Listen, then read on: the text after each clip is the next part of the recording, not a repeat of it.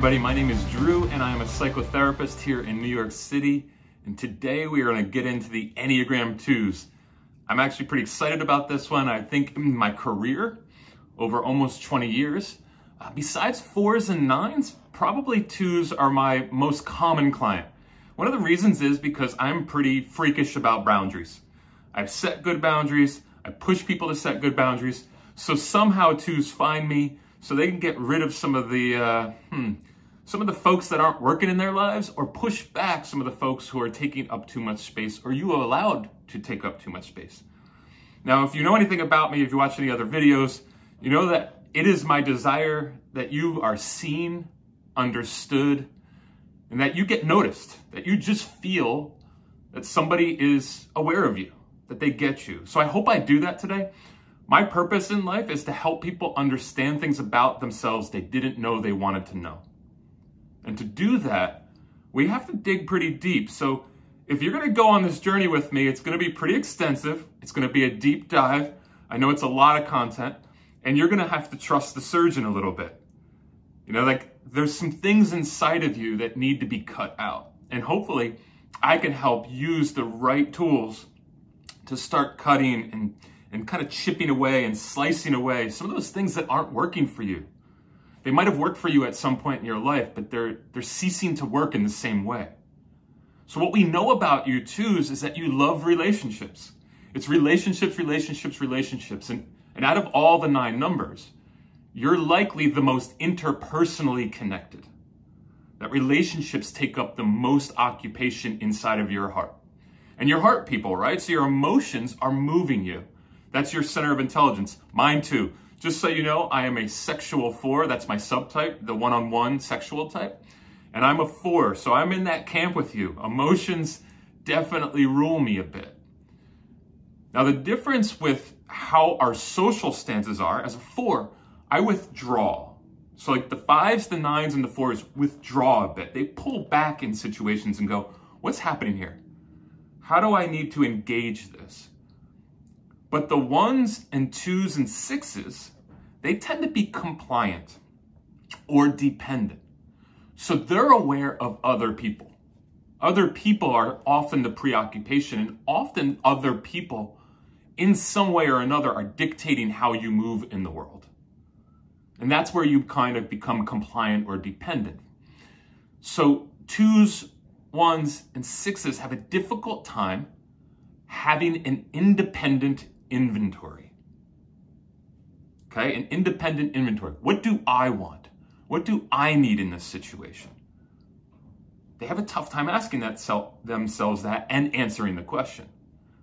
And so this is going to be part of our goal, is to help you know what you want, know what you're thinking, feeling in a moment, slow down a bit, and not just react to this other person that you're engaged with. 2's can be very caught up in the present. You know, 4's, we get caught up in the past. What happened in the past? You guys get caught up in the present. You know, your 3's, your 7's, your 8's, they get caught up in the future. They're moving towards that future, assertive, aggressive. But what happens when we're too stuck in the present and we're people-centered or dependent on people, we tend to repress our thinking. So what does that mean? In a moment, you'll kind of get caught up and clouded. And this is where you'll depend on another person to make the decision, because it gets a little overwhelming for you. Now, I have up here in front of me a list of all the 2's in my life that I've been thinking about. I have clients, neighbors. I believe my mom is a strong 2-wing 3. She's never taken a test. I don't even want to throw the Enneagram on her, but she is as unconditionally loving and giving as anyone I've ever met. All of my friends, she's like their favorite mom. You come to the house, there's going to be food for days. She's going to take care of everything. Now, this has cost her in life, of course, and there is limitations to this, but I am thinking about her. I'm thinking about the neighbors. I'm thinking about my past clients and my friends, a lot of friends that I've just made recently, a lot of healthy 2's in my life. I'm thinking about all of them when I'm sharing here and I'm trying to help you work on yourself. And the reason is because your sin, you know, we all have these these 9 sins, and they kind of rule our life a little bit. And the 2's sin or passion is pride. Now, already most 2's are going, I'm not prideful. I take care of everybody else. I'm thinking about everybody else. That's the problem. There is kind of a savior complex. The pride here is being more than you are. Being a superhero. You know, I need to have control of others' emotions. I can do all things. I don't have to care about my needs. I'll care about their needs. And so what happens is criticism and feedback become really hard for 2's. They have an overblown assessment of themselves and how people experience them, and they are desperate for people to like them. Even you healthy 2's, you have that need. You could feel it itchy, you know, you're in a group of people and you just feel that need to be liked. Now, as a 4, my low constellation, the low side, and we'll talk about this later, is a 2. So when I'm insecure, when I am in stress, my 2-ishness comes out. So I really relate here. Just in this past weekend alone, there was a number of moments where I was wondering, do people like me? Are they rejecting me? What's going on here? So when I feel a little insecurity, that starts to pop up into me. I want to be included. I want to be approved of. How am I doing here in this situation is the thing I'm asking myself. Now, what I won't do in that moment is probably move towards helping and giving or compromising that internal state. The 4 wants to be an individual. The 4 wants to be unique and authentic and original. So I don't go to that desperate place, I think, of like, I'm going to take care of you. But the 2 can go to that place to get you to like them. It's more about that than it is even about the giving. How do I get you to appreciate me? How can I be important to you? So we're going to jump right into that. And our first component is going to be pride. I'm going to do 9 parts of this. It's going to be a deep dive. So I challenge you to stay in it. If you really want to cut off the layers that don't fit right now, that aren't helping you, and I know that can be hard, dive deep. Now, this is 101. This is the first class. This is just an overview of the 2's. I think it is most important to then watch the next episode, which is going to be on the subtypes. The 3 subtypes really distinguish you 2's from each other. But we are all 3. So watching all of the subtypes is so crucial to you taking that next step. That's the 201 class. Okay, again, I am Drew. I'm a therapist here in New York City. If you want to work on yourself individually or long-term, short-term, or just a one-off consultation, get in touch with me. My socials are going to pop up. And my website is going to be popping up too, drewnewkirk.com, and reach out to me at drewnewkirk.com. And hopefully you enjoy this and we can go on a real long journey together and then watch the subtypes. All right, guys, let's get into number 1, pride.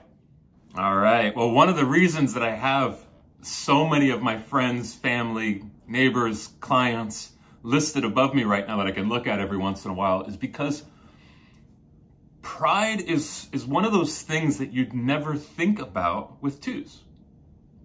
And it's also one of the things that's hardest for me to address with you 2's. And so I want to be sensitive to it. I also want you to know that I am in support of how much you've helped people. I support it as a person who's received and appreciated. But there's that part of you that has been invasive and overwhelming and gone too far with the helping or the giving. And as a 4, there's a part of me that knows that I am an assassin with you. Truly an assassin. The 2's, your kryptonite often is 4's. The reason is our whole life is bent on independence and also originality, uniqueness, and authenticity. And this is going to be the part that's pretty hard to hear, is when you are concentrated so much on other individuals to the neglect of yourself, 2's, you lose authenticity. You lose this core part of you that no one else has, that requires you to investigate, be curious about, and push towards. That's what 4s do really well. So when we're around 2s, we can sniff out really quick that you've shelved yourself for other people. And we will get kind of sickened by it when you're doing it to us.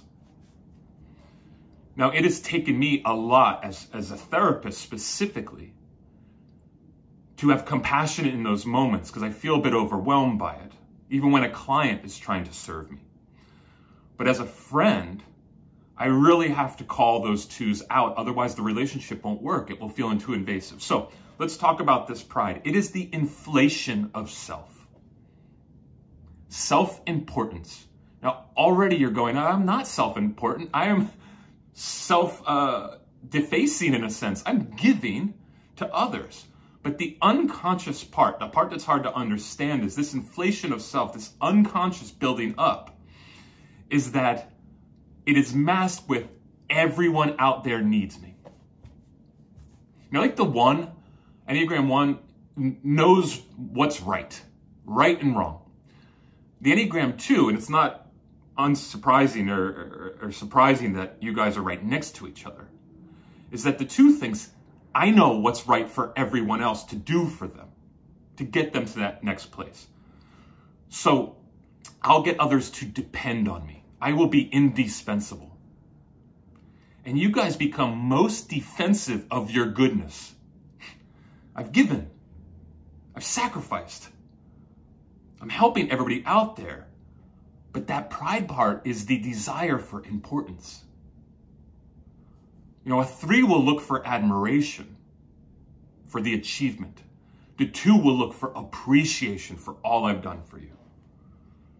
So this is where we get back to that being admired, being liked. Much like 5s, you're withholding to gain power. Now, what are you withholding? This is pride again. You're withholding yourself. Who the hell are you? What makes you you outside of your giving and your being liked? What are the core parts of you? You, in a sense, withhold your narrative. So if you don't know your backstory, then your real power is often being diffused. If I'm so focused on you, then I can't be focused on me. And you have to be focused on you to develop that unique, true self.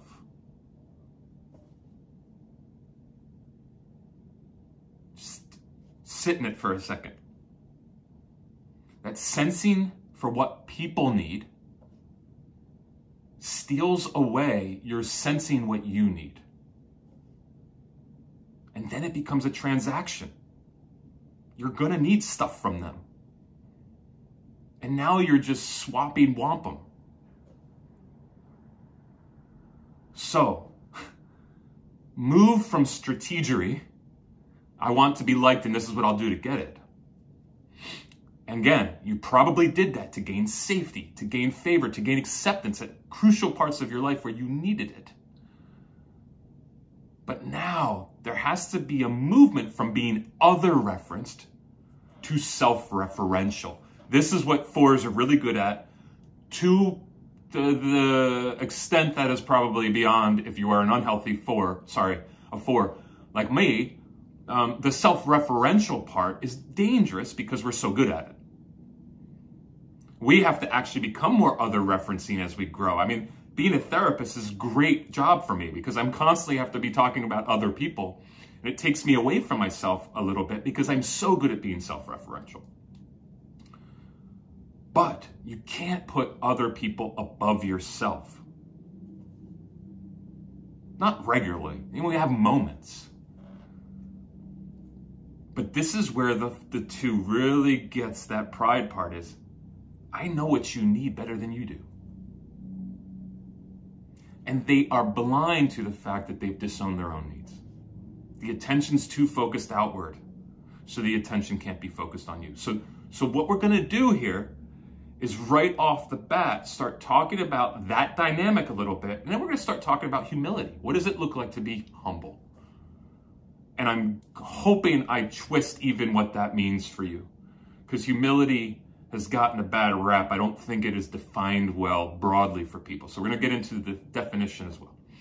Okay, so again, I'm appreciative of all that you've given, but I want you to consider what you need to take now and the time you need to invest in you.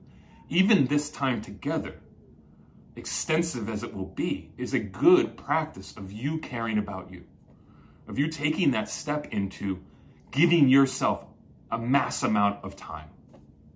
Cool? All right, let's get into the next part. Well, if you've watched any of my videos in the past, you know that I don't get too caught up in the titles of a number. So in this case, we have the helper, the giver, the caretaker, the nurturer, the befriender. You know, people put different names on it, and I don't want to get too caught up in it, but I do want to emphasize the idea that some of those titles are about the action, and some are about the motive.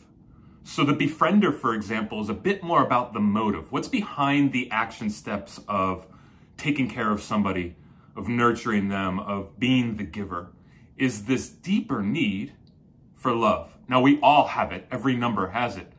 But some people would say out of all the numbers, the 2s suffer most from a lack of love. Real or perceived, many grew up where needs would not be met. And so there's a vigilance now, a movement, an intense movement towards getting it. So this idea of I need to be liked or loved is the movement towards friendship, of connection, of relationship. I will be indispensable to you. It's always about connection. Always about, are we good or are we not? I can't be loved for who I am. I must perform. So we're steeping ourselves in this. This is like a good tea or a good wine that's soaking up all of the different flavors and perfumes of the area around it, soaking it up so that when you drink that wine, you get a nice taste of what's in that region. So we're kind of going from pride, but we're staying in this zone of just concentrated on what are some of the motives here. Without acknowledging my needs, you know, I'm desperate for you to ask. Your 2s have that, like, they want to pull you into their world and say, you know, do you see me? Can you come get me? In a sense, I'm coming to get you, but I really want you to come get me. And this is very similar, I think, to self-preserving 4s. That's kind of my secondary component. I'm a sexual 4, then a self-preserver, then a social. That's my stack. That self-preserving 4 is the long sufferer. They suffer like the other 4s, but they don't overtly tell you that they're suffering. They want you to kind of figure it out and pursue them. So there is that with the 2s. They're looking for reassurance. They're looking for connection. They're looking for you to notice them. But they don't want to overtly ask for it. Again, this is where the pride comes in. I will not ask for it directly. So it's veiled. Now, they are picking up on the needs of others, but they often are not actually appropriately developing a plan to help another person. They haven't done their own internal work to know what a person needs. This is the craziest thing in my work is when I get 2s as clients, they immediately think they know what people need better than I do, who has been studying this for 20 years and sits with people day in, day out, talking about how to help a person grow. And this person who's never gotten therapy, comes in for the first time, is telling me how people need to grow. That's the pride part. It's not a great example, when it's an unhealthy 2, of self-inventory. What actual tools do I have to help another person? You are often the least likely to help somebody else. You want it too bad. This is why therapy is great. It's like when you come, you're paying for it. And if you leave, I never see you again probably. So I can't be overly desperate to help you. You'll feel it. So when we aren't overly desperate to help, that's often when we can help the most. Now, I want to just focus in on the heart center. So to bring in the 3 and the 2, the Enneagram 3, or the Enneagram 3, the 2, and the 4 together. What we have to know about ourselves is that there's a part of us that is compulsively worried about not being accepted. That something went wrong And now we need to work doubly hard to get appreciation. You guys kind of do that through giving, helping. The 3s do it through achieving. The 4s, myself, does it through being unique and original and possibly having a narrative on their arms and wearing certain rings and having a favorite t-shirt that they wear for these things. Having a bit of a brand, you know? And so the idea, though, is that we felt excluded, and it felt horrible to feel excluded. And now we're doubling our efforts to be included. That part of you that needs to give to get is pretty loud because you're trying to satiate that component of not feeling loved. If I give to get, then the world is good, it's survival, okay.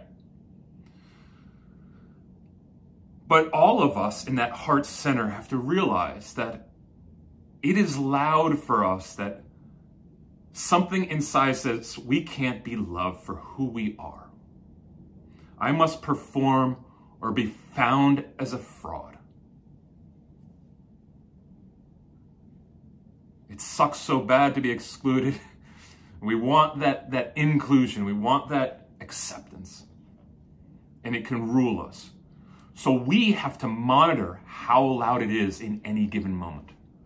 How loud is that voice that says you need to be appreciated and liked or thought of a certain way in this moment, that the people around you need to give you something? Because if we're not aware of it, it's going to rule these conversations and the dynamics. And it's going to get slimy all over other people. So concentrate when you are in that place that unconsciously you want to give to get. Think about that empty vessel inside that we're filling with pieces of love. And when it's unconditional and it's healthy love, the more that's in there, the less we have to do that. And to do that, we actually have to really dig ourselves. Dig into ourselves, but dig ourselves. Like, dig who we are, like who we are. And that is a lifetime's work. I know. I'm constantly trying to get there. But that is your guys' work, is to really enjoy who you are and to start working through that old message that you aren't lovable unless. So let's get into humility. This is a solution to the problem of pride. It's going to be our third part. And this is where we move from pride and titles to humility. Cool? All right. As we move into humility, I just want to concentrate on a song for a second. I was listening to this song as I was prepping because I like to tap into some songs that I think really represent a number. You know that song by Simple Minds? Don't you forget about me. Don't. You got it. I have to embarrass myself every once in a while on these so that I can deal with my humility. But this song, great 80s song, I think it was part of Breakfast Club. It was like the theme song of Breakfast Club. Listen to these lyrics because they're so 2’ish. Tell me your troubles and doubts, giving everything inside and out. Don't forget about me. Will you recognize me? Call my name or walk on by me. I won't harm you or touch your defenses. I'll put us back together at heart, baby.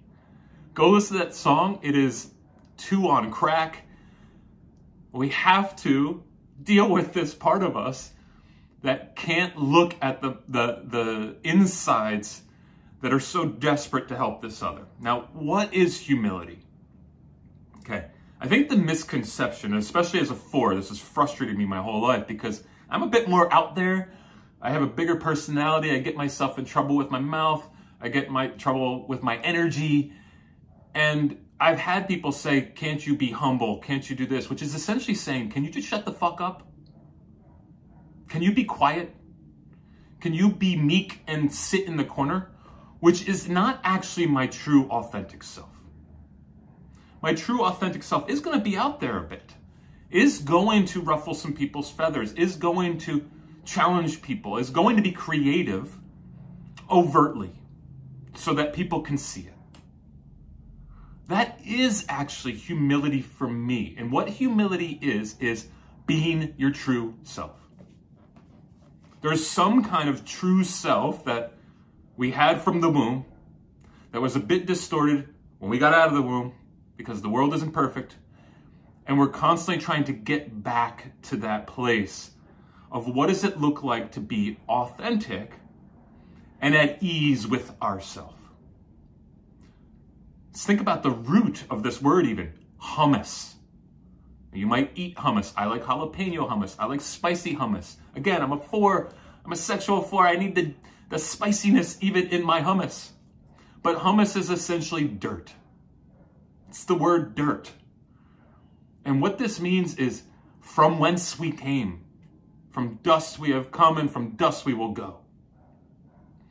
So we have to look at how we are made. And let's just say like essentially clay. We have a unique way that we have been put together that no one else has. And it is our job to figure out what that true self is and then work towards it. And this is where the two can defer that for others. That work, what we might call shadow boxing or looking at the shadow, is humiliating work. It comes with guilt and shame. And so a lot of us don't want to look at it. We want to keep our idealized self-image. And that's what pride is. It's saying, I am indispensable. But humility is saying, I actually don't know what you need. Because I don't even know what I need. You can tell a 2 who's really stuck because they can't laugh at themselves. They can't laugh at the quirks and uniqueness of themselves. If it's called out, they feel embarrassed. But in all actuality, somebody might be calling it out because they actually really think it's endearing. Oh my gosh, you suffer like the rest of us. The 2s don't see a lot of these flaws as beautiful and capable of being incorporated into who you are and seen. I must defend myself against that. Nope. I don't want to have anyone see this part of me. And what I say to you 2s is toughen up. Toughen up. Stop being so weak. Let people see some shit about you. Don't be so concentrated on protecting yourself because shame is so fucking loud. Us 2, 3s, and 4s suffer so deeply from shame.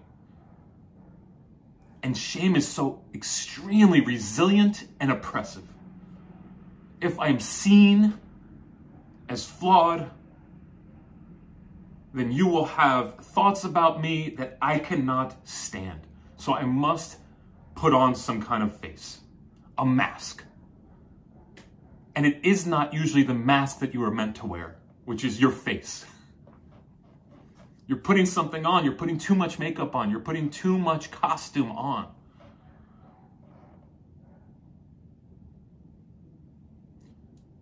That direct attention on yourself, the stuff you feel shame about, is often some of the most unique and beautiful things. In the Enneagram, I think it was the 5s or 1s, I talk about improv comedy. Upright Citizens Brigade is a school here in New York City that teaches improv. It was started by Amy Poehler. I took a number of courses there. And what it did for me is really get me into my body, get me out of my head, and allow me to feel humiliation on a regular basis. It's tough work to be exposed. And the thing about improv comedy is the truth wins. The truth about you and you unguarded is funny. And the 2 is so carefully trying to navigate the world so they don't look bad, that actually the healthy relationships they could have with people who are a bit more okay with that are severed because they can't handle being with somebody who's a bit more authentic. Everyone doesn't need to like you. You don't need to be all things to all people. You don't even need to get special treatment for the ways that you do help people. The gratitude people will have for you is that you are just you. That's the reward system. That's how you get entry into the backstage, the best seats, the best scene, the best table. You know, 2s are really in that navigating spot of like, if I do this, I'll get the backstage treatment. But you get the backstage treatment when you are yourself. When you're loving you and can laugh about you. That's the humiliating work. The humiliating work is actually digging deep to see like what are the stuff that is probably going to be flawed forever and you can laugh about and talk about with others. That's a better strategy. So when we're talking about humility, I want you to just think about that, about just the dirt, the clay, how you were originally made, from where you came, the original blueprint. That's what we're getting back to. And as we get more comfortable with ourselves and less defended, we not only become more funny, but we become more true. And people like truth. It's hard to hear, but they like it. A lot of the moments in my life with 2s where our relationship got most complicated, outside of me doing something horrible at some point, which I'm prone to do, came because I might have seen something authentic and beautiful about them that they didn't want the world to see. And somehow I revealed that to others and they got defensive because they couldn't be in a place of being seen as weak or insufficient. And I thought it was the most beautiful thing about them. Because that's what 4s do. We see the flaws and we go, oh my gosh, it's beautiful. We can make a masterpiece of this. All right, I'm going to move on. But that concentration on humility is the negation of the compulsive need to meet others' needs and the priority of your own personal need. And your own personal, unique story that you need to go after and then accentuate. All right, jackass, I get it. I'll move on. It's tough when I do these because we're so concentrated on the negative stuff. It's just the natural byproduct of what I do for a living and trying to help you figure out the weak spots. I'm assuming you already know the strengths at some level, or they're inherent in what we're talking about. So if we're talking about taking care of needs in the ways that you guys don't do that well, or you overdo it, we're also suggesting that you probably help people. And that's a thing that 2s do. So I just want to acknowledge right now, you know, the people who've supported me, the 2s in my life who have supported me. Even when I'm going to get done with these videos, I'm going to pass them on to my post-production guy who's a 2, a great 2. Joey, you know you're out there and I appreciate all your work. And Joey's worked really hard on his life, on his ways in which he was codependent, overly involved, too consumed with the thoughts of others, the things that were getting in the way of his purpose. So the move here for us is to get from needing to help to being available to help. Sure, you can anticipate needs, but knowing how to be patient and not step in because it's not the right timing, or you don't have all the information, or they didn't ask. So while you guys can be so attuned to what the people need, as you sharpen what you need, you'll get even better and then know when to distribute that energy. And then to know when you're getting in the way. Or to know that people can handle it. Some people need to go through a storm. Folks like myself, 4s, we've done a lot of work on ourselves usually. We've usually really dug deep to understand our narrative, to understand our true self, especially as we grow older. And so I've, in many cases, been with 2s where I'm sharing something just vulnerably, like, hey, this is what I'm struggling with, or this is what I'm learning about myself, and they go right into fixing. And in my mind, I just said, I gave you this gift. I was just sharing where I'm at, and you're immediately telling me I didn't do enough work, because now you have some solution, and your solution is usually trite. It's not deep enough, it's not layered enough, because you haven't done the work. Now again, I'm specifically speaking mostly to people who are on the less healthy side of a 2. They get involved in stuff they don't need to. And this is when helping becomes control. And we, especially 4s, will feel controlled by that. We'll feel manipulated and not understood. So let me use 4s as an example here. We are desperate to be understood. We want to be known. So if I share something with you authentically, I'm usually sharing it to connect, not for a solution. Because if I wanted the solution, I'd say, give me a solution. And 2s are often not waiting for the request. They're just not waiting for somebody to say, I need this. So the inner voice inside of you that says, I'm not okay unless you're okay. Again, I'm not okay unless you're okay. It can be so loud that you're fixing things that don't need to be fixed, and you're disempowering people and you're making them young. We might call that infantilizing. You're making them an infant. So intrusive advice and getting it in the way is keeping them from growing. Let them have their valleys, their sadness, their dark nights of the soul. My favorite quote of all time, I think I have it memorized. I'm going to do it. It's not written anywhere. Pain has, in some cases, developed genius, hunting out the soul which otherwise might have slept like a lion in its den. If it wasn't for the broken wing, some might have flown too high. Some of these choice doves who now carry the olive branch in their mouth and show the way to the ark.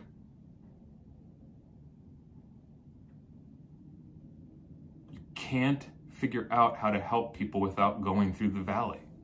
And 2s will often keep people from the valley. They won't let a person have their dark night of the soul, which is where they grow. It's a coming of age. And what happens is it stalls the pain even longer. Pain is coming for all of us. It's just about how long you want to stall it. And 2s will sometimes go very long time stalling pain and then have to deal with it in later ages where they've already done enough damage in life. When somebody comes in to me in a lot of pain that isn't to the point of self-harm, but they're stuck, I'm excited for them. I know that if they do the right things and follow a bit of the guidance, they will get transformed. That can be a force of positivity. The light comes in because of the darkness. So, 2s, don't hijack, don't rob, and don't be a thief of their process.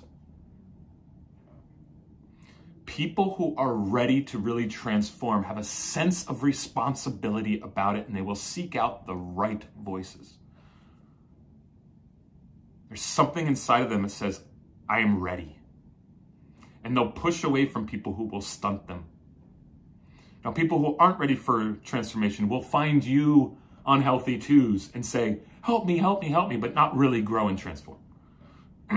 So you get stuck in this cycle of helping people that don't want help, really.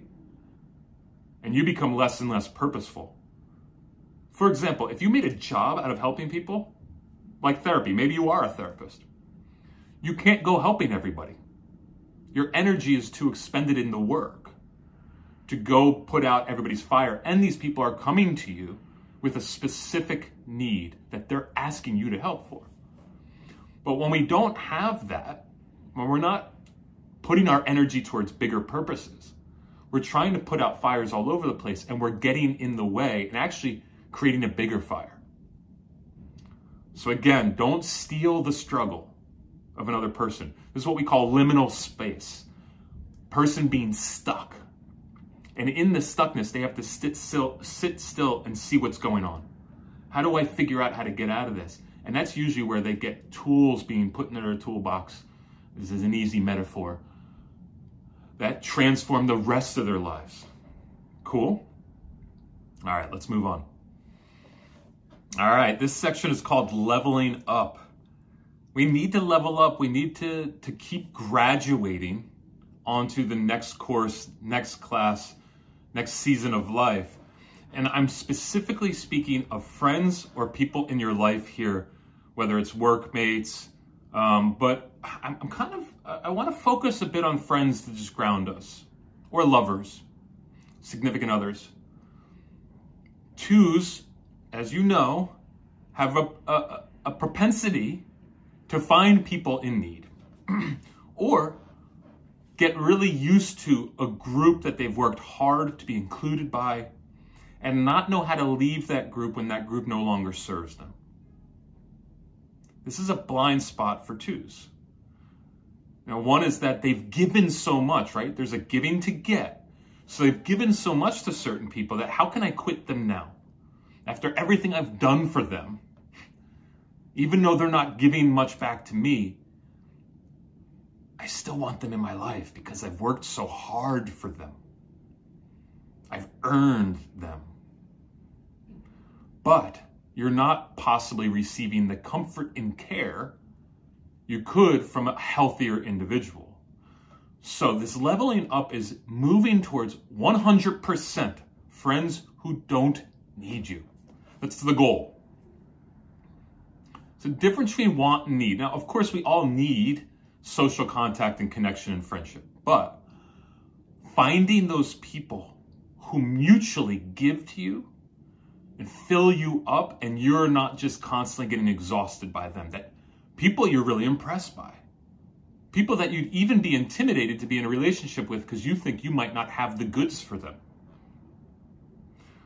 2s go unconscious to the things that don't fit with them. Okay, what I mean by that is they'll seduce or stay connected to the wrong people because they don't have a conscious awareness of what would actually fit for them. And so they attract some pretty mediocre people. Because they're so self-effacing, they might find a lot of like bland, boring people. Now, I don't mean bland, boring in the sense that they're quiet, reserved, in that way. But their lives are stuck on something small. They might be chaotic, but that's boring to me. It's not interesting to be around a chaotic person. It's just getting in the way.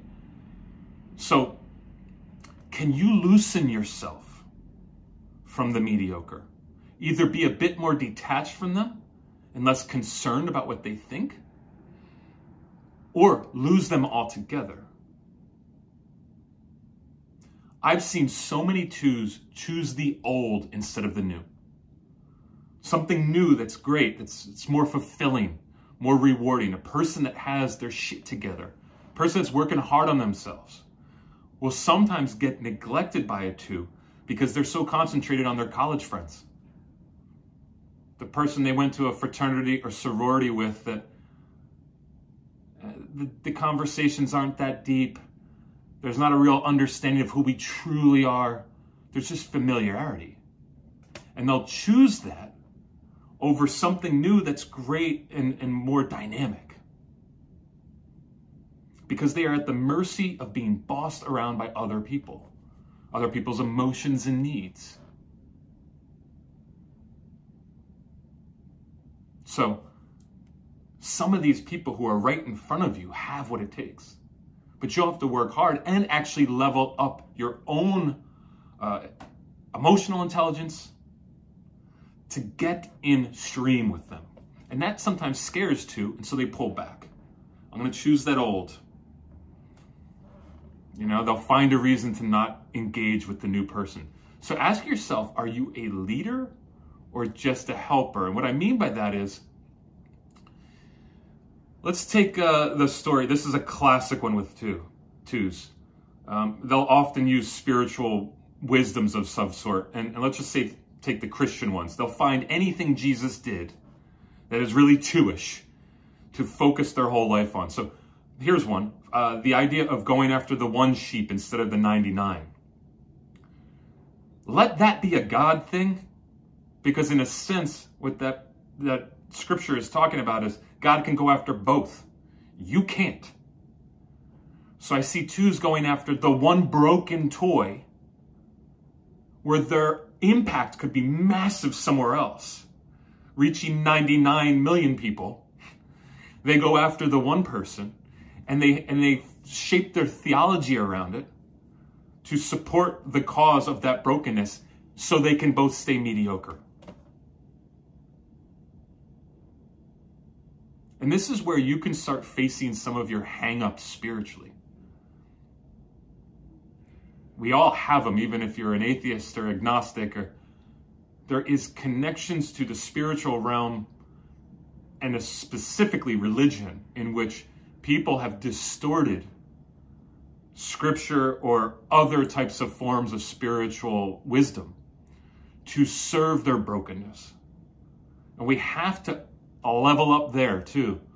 Understand a bit more of the layers of spiritual wisdom. And that they're speaking to all of us and all 9 numbers in a sense, in different ways. So don't fit it into what you want it to be. Try to challenge it so you can see if there's something else for you here. Cool? So this is where we can be a bit more of a leader and lead broadly instead of finding that one broken toy to fix for the rest of our lives. That's my challenge to you. You might need to get rid of people. You might need to let people go. And it might be family members. Or it might be friends you've had for 20, 30 years that just don't get it. Either have a more detached relationship with them or leave them altogether. All right. Heavy, but let's move on. All right. Sorry to say it, but you guys need to learn how to say no and get off the clock with people. You know, you guys often feel like you're on the clock with people, that you have these responsibilities, but you have to prioritize you, right? We've talked a bit about that. In this part, we're just going to really concentrate on you saying no. Carl Jung says, your vision will become clear only when you can look into your own heart. Who looks outside dreams, who looks inside awakens. So when we say no, we are prioritizing that internal look inside of us. What do we want? How can we awaken our yes? Say yes to things that are truly things we want to say yes to. And to do that, we have to say no. And in this case, it's a concentration on want versus have to. What I want to do versus what I feel like I have to do. 2's don't have a compulsion for freedom like 4's. You know, we are called the individualists. We're compulsively looking for freedom. You often are looking for entrapment. There's this unique way you find the hard person in life that needs a lot of help to gravitate towards so you can help them the rest of their life. Emptying yourself for them. And often in that, there is a twisting of what love is. You've defined love on your terms, where love is often letting somebody go. You've heard that before. So think right now, let's just slow down. Whew. Think right now of what you've negated in your life. What needs have you negated specifically for other people? What have you disowned and prioritized in them? How have you not loved yourself?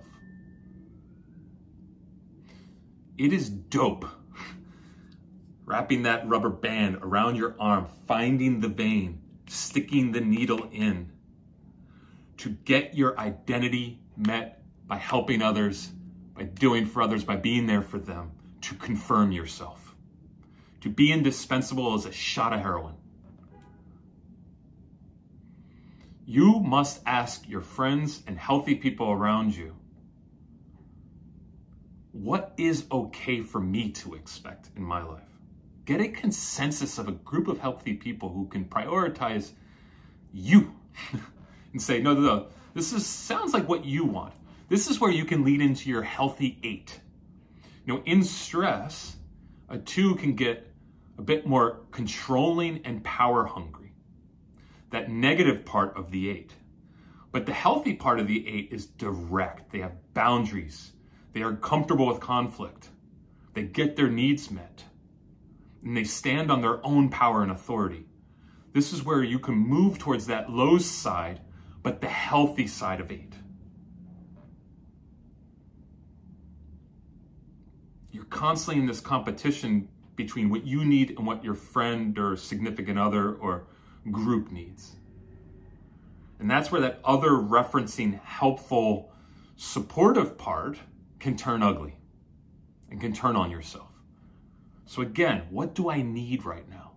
And what do I want right now? I know what you think you should do, but let's just be selfish for a second. How do I sift through what you need and what I need? Okay, we get through that and then really concentrate on what you need. Here's the thing I like to do. And it's a core fundamental to how I practice therapy with people as I try to help them find purpose. And also just in my own life. I consider life a dinner table and a chair. The chair has 4 legs. The dinner table is where I serve everything from. The dinner table is my purpose. It is my purpose. And that purpose, as I told you in the beginning, is to help people understand things about themselves they didn't know they wanted to know. It took me years to find that sentence or two, working with different ideas to really get down to what is my purpose, so I'm not getting distracted and being comparing and contrasting to everybody else that's doing things. To have my own thing and go, is what I'm doing right now, is YouTube right now, or my therapy sessions later in the day, are they serving this purpose? And that's what's going out from that table. It might be YouTube, it might be writing, it might be therapy, it might be sitting at a bar with somebody and helping them understand things about themselves they didn't know they wanted to know. Not because I was desperately trying to help them, it just oozed out of me. But the chair I sit on has 4 legs, and these are my 4 loves. So I want you to just think about some loves in your life that aren't humans, that aren't people that you have to take care of. 4 things you're really into. Mine are music, entertainment, psychology, and hosting. Right now, I'm hosting you in my place. I'm trying to set a nice background that will actually make you intrigued. You have something to look at, but also that you feel a bit safe. 2, it's entertainment. I'm hoping to capture you and keep you. So there's certain ways in which I have to think about all the entertainment I've soaked up over the years that I've loved, movies and film and all the things and art. And how have I used them and integrated them into what I do? Music, I love music. I've mentioned some lyrics here. In my mind, when I'm working on these YouTubes, I'm always playing music. It's just inspiring me to think about you, to think about the 2's. How can I get in touch with the 2's in here as I'm listening to music? And in psychology, it's a thing I've devoted my life to understanding. So when those are all integrated, I'm usually right in a prime spot of being useful to others. And it's also serving my needs of things I get off on. It's not like I force them in. I'm just getting to take all the shit I love, stick it together. So ask yourself, what are your 4 loves? Might take you a long time to figure that out. And then try to write out a purpose. It might be to help others. And in certain ways that you do it well, you define it very specifically in this sentence. But if you are using your 4 loves and helping others, it should be hitting a certain amount of people that it can be seen as beyond getting sucked in by one person who's sucking the life out of you. Be a bit more selfish in this endeavor. Cool? Whew, all right. All right, 2's. This is a tough part, because I know you guys don't love this, but to really do your work, you have to be in solitude at times. You have to find silent retreats, places away to be with you. It is one of the hardest things for a 2. They're so interpersonally connected that for them to take retreat, for them to pull away is so difficult. And you guys need, in a sense, permission to get away, to move away from the world, to retreat from the world, so that you can find places within yourself that are new to you. Rainer Maria Rilke, one of my favorite writers, says this: if you notice that your solitude is great, rejoice. There is but one solitude, and that is great, and not easy to bear. The necessary thing is, after all, but this: solitude, great inner solitude, going into oneself and for hours meeting no one. This one must be able to attain. In a sense, this is what somebody must attain. It's the harder things to find within ourselves that aren't easy. They require listening to a voice that can't have other voices around to distract. 2s must find time to work alone. You know, I've heard it a number of times that a 2, when they're in distress, will call a friend and say, "How are you doing?" But they really want the friend to ask how they're doing. They want to just be connected at some level. Think about how you can get away.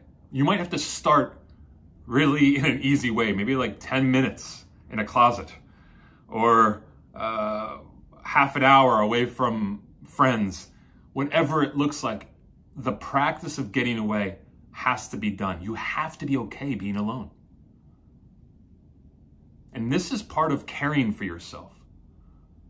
I did a silent retreat that was 12 days long. Now, there was people there, but there was no talking, no books, no writing, no reading, no TV. They took your phone when you got there, and there was their emergency, they'd come get you, but it required me to be with me. Now, I'm kind of good at that already, but it was another level of it, to just sit in that state. Now, this is one of my favorite books for solitude.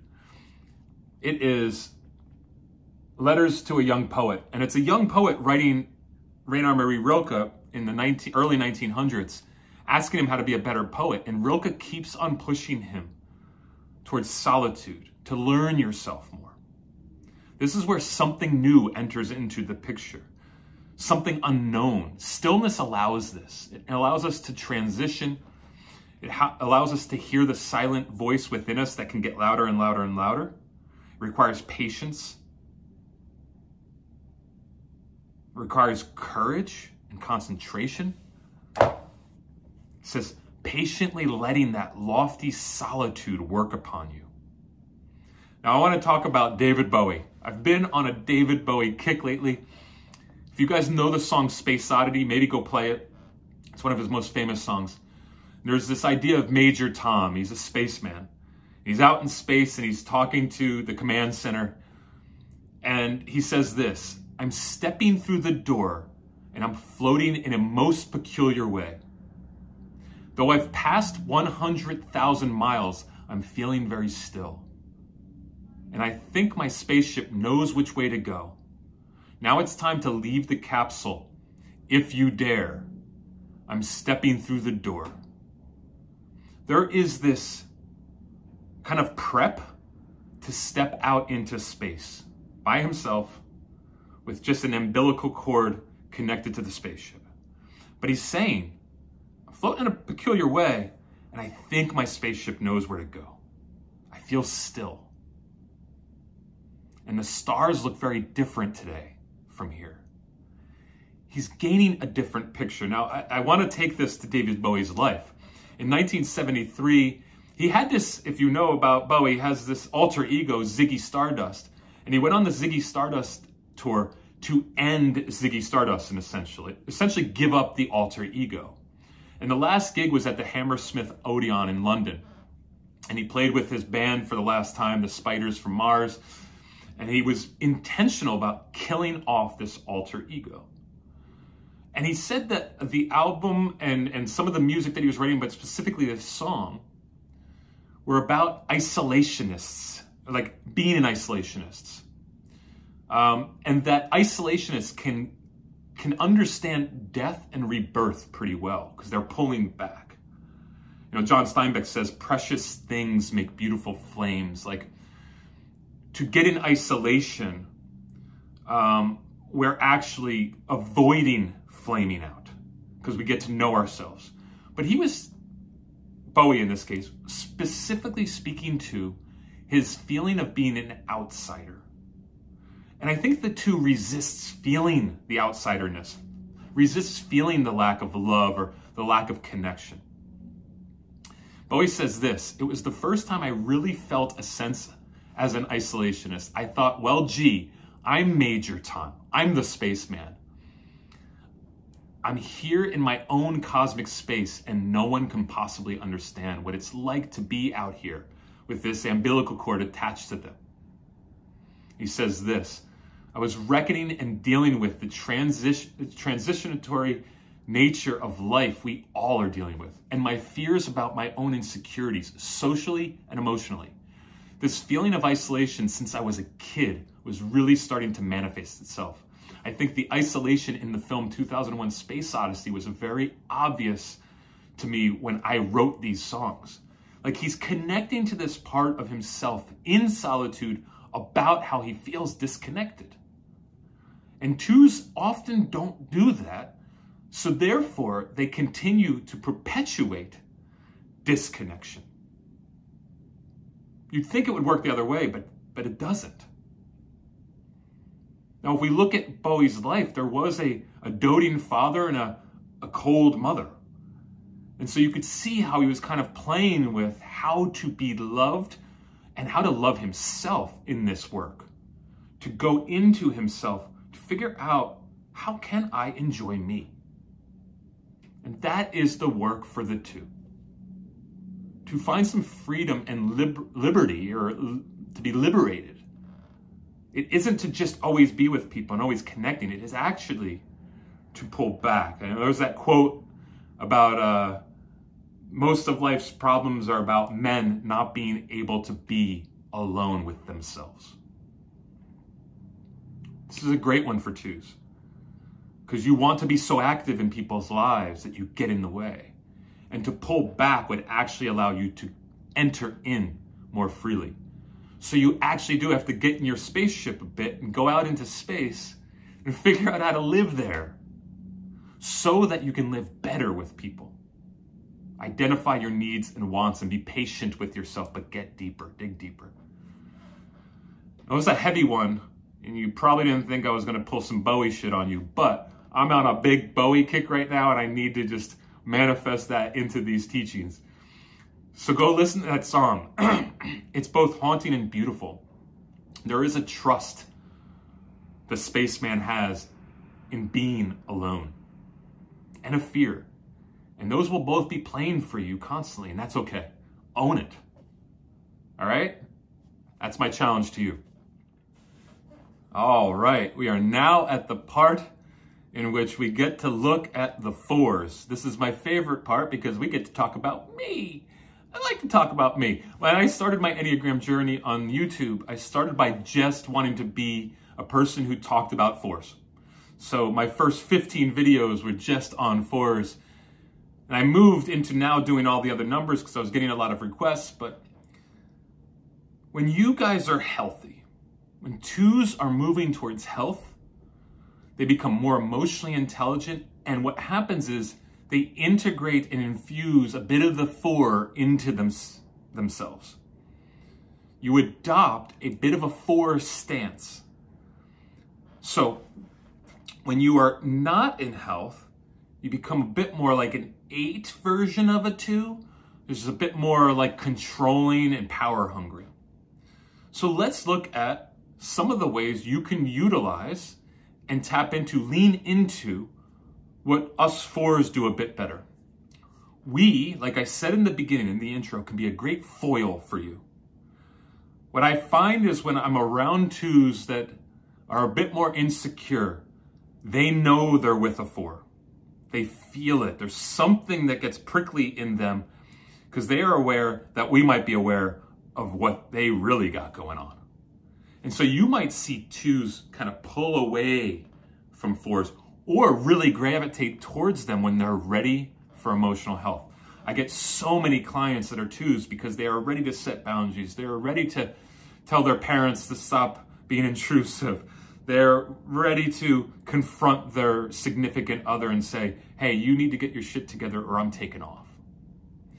And they know that somehow, even though I have not shared my number, that there is a part of me that has a boundary that's strong and a self that's been worked on and something that can stand on its own without overly needing to consume itself in another. And these are some of the healthy things of a 4. Now, we accept all feelings. We don't see certain feelings as bad. 2s can see anger as bad, for example. They reject negative feelings. And so what happens is they repress those emotions and they go somewhere else, but they will reveal themselves down the road. So a 4 says, my feelings are okay. Sensitivity is okay. It's actually strength. Vulnerability is strength. And this actually helps a 2 not be overly sensitive. Because we're all in that heart camp, 2, 3s, and 4s, and 2s can be really sensitive and emotional. I'm using that broadly, but their emotions can run wild. And as they accept their emotions more, sometimes they tame them better. It doesn't get so overwhelming. That part of you that could feel so deeply actually becomes navigated a bit better because you're not running from those emotions. 4s also say the valley is okay. I've talked about this before with that quote about pain being something that can actually develop genius in you. 4s know that early on. They can sometimes lean too much into it and get off on pain too much, and be pretty masochistic with it. But as we lean into understanding pain and how it can help us grow, then we can put on our mask first. If you know anything about the album on the Enneagram by Sleeping at Last, that second song, which is the Enneagram 2 song, he says, put on your own mask first. And to do that, we have to kind of go through the valley. We are also self-referential. We'll talk about ourselves. We'll talk about our weaknesses, the things we're working on, where you're other referencing. And so you're trying to avoid people seeing those broken parts. You can lean into your 4 there to share and actually grow more intimate with people. That's where authenticity comes from. When you can command or demand at some level some attention for yourself. I told you in the beginning that a 4 can be particularly disgusted in the need of a 2. They might not even own it, but it's there. Because 2s can feel needy to them. They're trying too hard to help, and we're pretty aware of everything that's going on. We're masters at seeing the emotional components of a lot of people. So we are going to hope that you ask before giving. Because we see it as demeaning, smothering, and intrusive for you to think you know what we need. Most 4s have been working on themselves a long time. I've been in therapy for more than 20 years. So when you try to find out what my need is without me asking, you're in a sense diminishing the work I've already done because I probably have a better answer than you do. But if I come and ask you, I'm genuinely and authentically wanting your feedback, and I will. And I'll come and ask, especially those people who don't try to always give me. So the 2's desperation to be useful and needed can make them particularly hard for folks who don't need what they have. Maybe want it, but don't necessarily need it. Think about that. If I'm a person who is pretty self-contained, has a lot of good people in my life that I would go to in hardship, and I'm sharing vulnerably, and your need is to help me, you're going to be a particularly hard person for me to be around. And I found that with a lot of 2s. Like instantly I start getting cringy because I just feel them like trying to be useful to me, trying to find a way to slither in so I can need them. And it doesn't really work. Okay. One more thing a 4 can do pretty well is help you address sadness. Again, 2s, 3s, and 4s have some kind of message that we weren't lovable. And so the 2 will shape-shift. 4s don't really. 4 can be very unique and like wear different outfits and try on different things, but they're trying to find out what's their true self and what's the best expression of self. The 2s can shift for people, become what those people want them to be. And in a sense, they're avoiding their sadness of not being loved well early on in life. So that shape-shiftery thing, I must have a positive view by others because I'm fearing rejection, which would make me sad, causes them to negate the self for the sake of another. And you're now trying to figure out what they need and you're losing yourself. We've talked about that before. The 4 hates not being themselves, hates not knowing what their true self is. They'll spend a lifetime trying to figure it out. So you guys can learn this from them, how to not shape shift, but to be consistent in what you bring to the table and not shift for people. So I'll leave you with this, a Charles Bukowski quote. I'm really on a Charles Bukowski kick lately. He says, "The free soul is rare, but you know it when you see it. Basically because you feel good, very good when you are near or with them." Now, Bukowski isn't talking about the lightness of being. You're just fluffy. He's saying when somebody is truly themselves, there's a freedom there. There is something liberating to be around that person because they've worked hard on knowing who they are. And that is my hope for you 2s, is to get further and further into the intricacies of you, your needs, your wants, so that you can be a place of freedom and true indispensability to others, because they see that you're walking with something that's been shed, a facade that's been shed, and you are now wearing your own mask, the mask of who you are. Cool? All right. All right, in this section, I want to clear up something and then also affirm you for something. So there's 2s, especially social 2s, can be leaders, heads of an organization. It's a bit rare, but it does happen. Social 2s are much more leadership oriented, and we'll find that out when we talk about the subtypes in the next video. But in this case, let's just concentrate and appreciate that 2s can make great 2s. They can make great vice presidents. They can make great supporters to a commander or a general. I mean, these are the elite cases. Consiglieres. The old movie Godfather, and Tom Hatton is the consigliere. He's the advisor to the Godfather. Probably an Enneagram 2. Really supportive, understands the needs of the leader, is attuned to those needs, and is going to help support. 2s can make a corporation or an institute look good. They gloss it up a bit. They know how to, in a sense, clean out the corners and polish up things to make a place look better than sometimes it even is. Now, another misconception is that, most 2s are women. But I've found that there's a lot of male 2s out there. So while it does look like the feminine archetype, right, and the 8s look like the masculine archetype, there's crossover in both. There's a lot of female 8s and male 2s. And it might be harder for you guys to figure out that you are a 2. because there's a natural movement towards other numbers that feel a bit more masculine. Now, I'm being binary here. I understand that.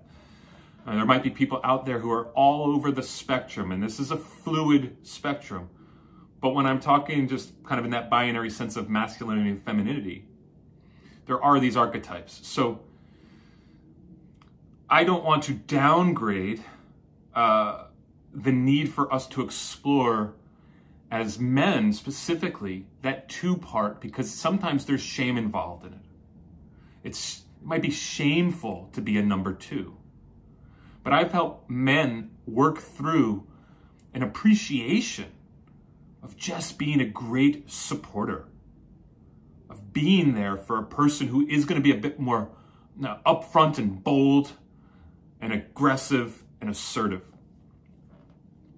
So I just want to affirm you 2s in general, both men, women, and everything in between, non-binary, if that's where you're coming from, that we have placed certain types of expectations on these numbers that don't seem to fit sometimes. And then we have to even fight to own the number so that we can start working on ourselves and work on those areas. Another thing that I think, just to clear up, is with all numbers, we can outsource certain things, meaning there's certain numbers that just don't have certain strengths or qualities, so they tend to find somebody who has that and let them do it in their life. So as a 2, a lot of 2s might actually outsource logic and rationality. They tend to be pretty emotional, so they might find the 5s in their life, or the self-preserving 4s, or maybe the 3s, or whatever number, to be a bit more of that, maybe a 1, like a rational, logical person, to bring them down to earth so their emotions aren't riding so high. Another tricky part is that 9s and 2s can often look like each other. They often get confused. Both are really nice and supportive and often can be servants.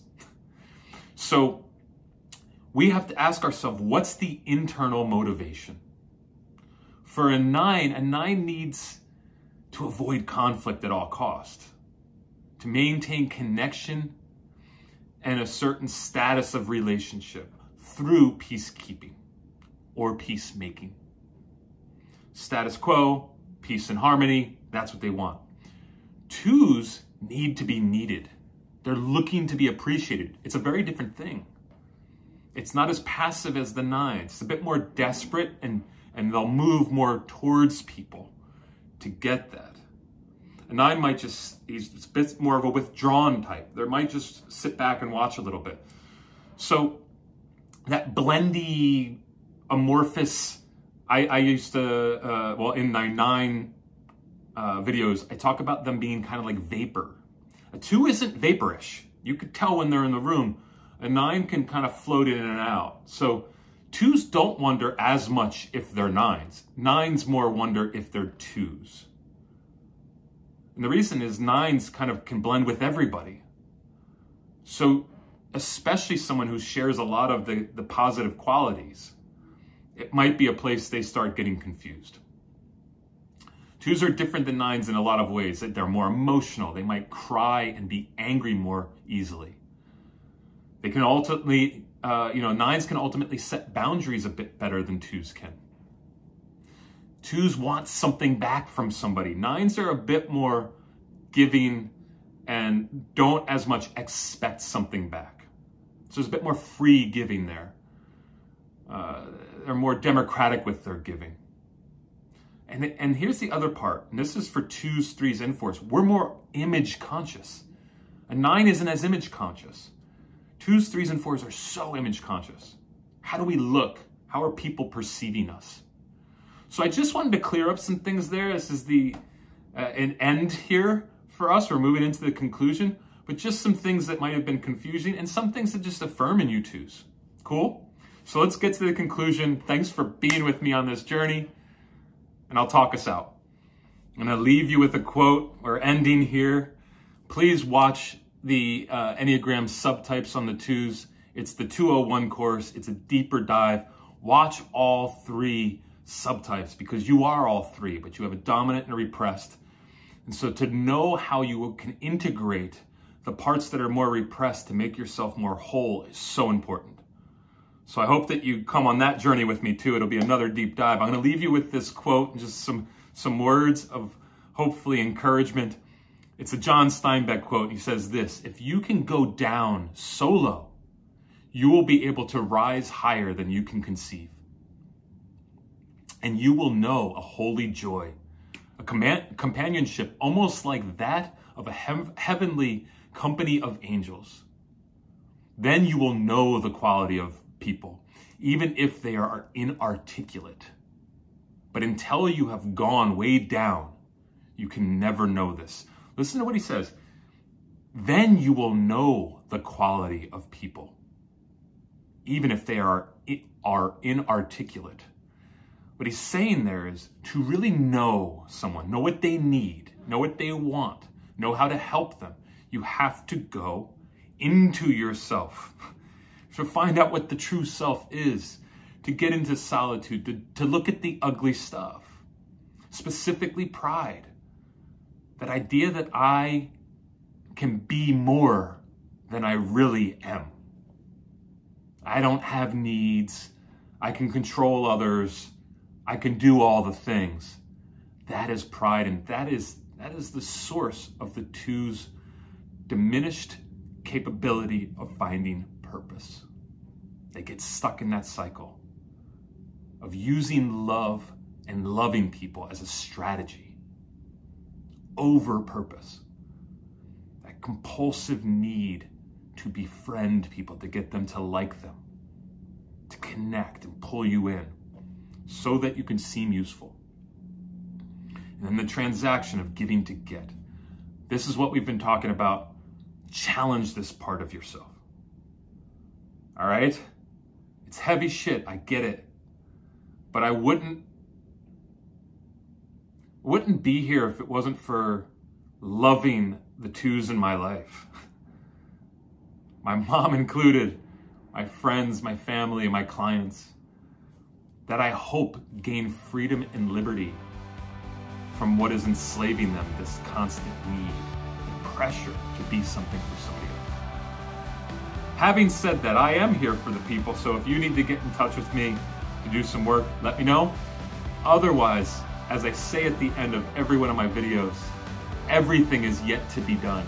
Everything, in the words of Rainer Marie Rilke. Thank you for going on this deep dive. I hope you watched till the end. It was a long haul, so I commend you for that. Have a good one, guys.